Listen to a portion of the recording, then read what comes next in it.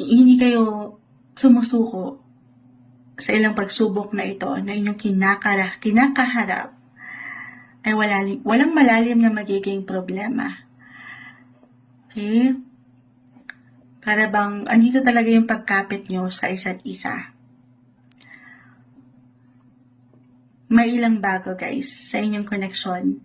Lalo pa umangat po dito ang usaping trabaho at pera. So may reversal tayo every time nasa couples muna tayo in a relationship. Kung meron kayong positive ganap sa work, halimbawa, maaari ito yung mag-apply sa'yo or sa kapareha, or pwede rin naman para sa inyong dalawa.